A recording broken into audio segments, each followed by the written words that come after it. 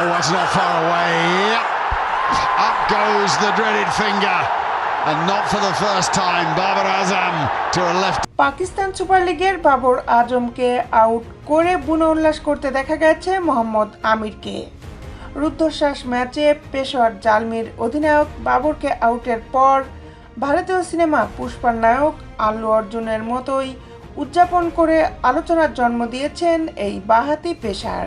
বিস্তারিত নিয়ে আপনাদের সাথে আছি আমি শামীমা সুলতানা। রবিবার গাদ্দাফি স্টেডিয়ামে অনুষ্ঠিত ম্যাচে তৃতীয় ওভারে এক ইনসুইং ডেলিভারিতে বাবরকে বোল্ড করেন আমির। চলতি টুর্নামেন্টে এ নিয়ে দ্বিতীয়বারের মতো বাবরকে আউট করলেন তিনি। আগের দেখায় রানের খাতা খোলার আগেই বাবরকে সাজঘরের পথ চেনান ৩৩ বছর বয়সী এই পেসার। বাবরকে আউট করার পর নিজের দল কোয়েটা গ্ল্যাডিয়েটর্সের ডাগ আউটের দিকে দৌড়ে যান। পুষ্পা সিনেমার কায়দায় চোয়ালের নিচে হাত বুলিয়ে উদযাপন।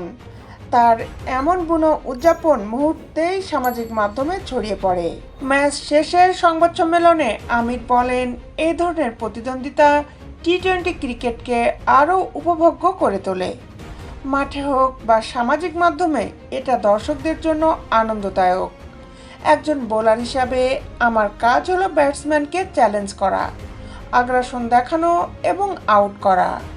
বাবরের প্রশংসা করে আমির যোগ করেন, বাবর একজন দুর্দান্ত ব্যাটসম্যান, এতে কোনো সন্দেহ নেই। আমি নতুন বলে দুই দিকে সুইং করার চেষ্টা করি। ও যখন আউট সুইংয়ের জন্য প্রস্তুত ছিল তখন ইন সুইং দিলাম এবং এটা কাজে দিয়েছে।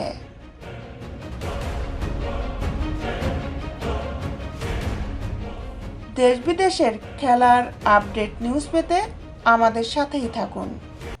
Justice sports, Dhaka.